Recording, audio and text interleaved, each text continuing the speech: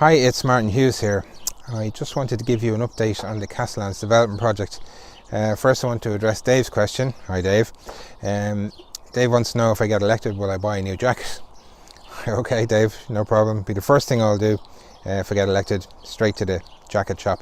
Thanks for that. Second of all, there is a bit of misinformation being bandied about in relation to this project, namely that Martin Hughes wants to stop this project altogether.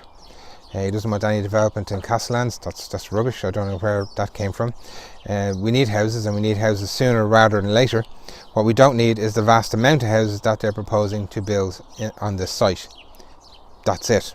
That's all it comes down to. Second of all, it's been bandied about that Martin Hughes is against social housing, and that's why I'm involved in it.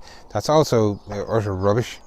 I'm actually proposing that the 10% of housing in a new development that's allocated to social housing is increased to 15% at a minimum, and also to stop these vulture funds and foreign investment companies coming in and buying vast swathes of these houses straight off the plans for rental properties.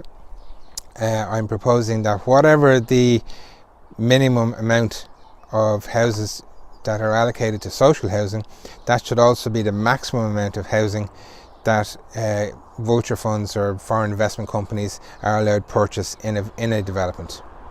And those rules should apply to every single development, regardless of where it is.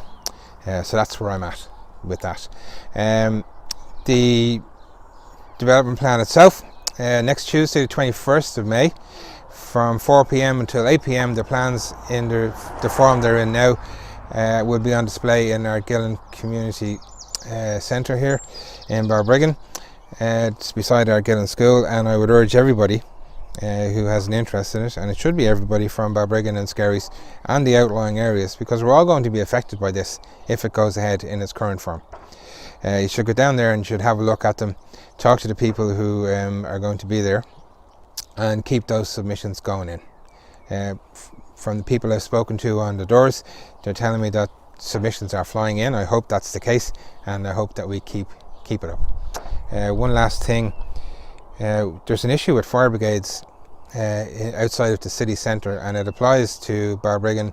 We're not alone, it also applies to every town outside of the major cities, and that's in relation to how far a fire brigade ladder can reach up. So apparently a fire brigade has a reach of 45 feet in old money, and the turntable ladder, which is a specialist vehicle, can reach 101 feet. Now 45 feet is about 4.5 stories, something like that, so it can't actually reach the 6-story building that they're proposing. I can't understand how planning permission would be granted for a 6-story building when the safety of the people in the top floors can't be guaranteed. What has to happen? I asked the fire brigade man who contacted me.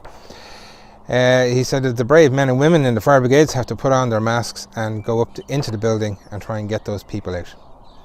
Now, this is not a new thing. This has been happening for a long time. Those turntable machines are about €1.5 million, something ridiculously high like that, and they're kept in the city centre for hospitals and hotels and that kind of thing, because of those high-rise buildings in the cities. So if we start putting high-rise buildings out here, we have to wait on that thing to come out, and that could be anything from 35 to 45 minutes, which is a long time to be sitting in a room full of smoke, I'd imagine. Now, I'm not trying to frighten the bejesus out of anybody here. I'm just, as usual, going with common sense approach. If we don't have the emergency services that can reach you in a 6-story building, why are the planners allowing a 6-story building to be constructed? It's just another one of those little things we need to consider when you're making your submission. So that's it. I won't bore you any longer. I'll see you down there next Tuesday between 4 and 8 at Castlelands Community Centre. Take care of yourselves and each other. Cheers.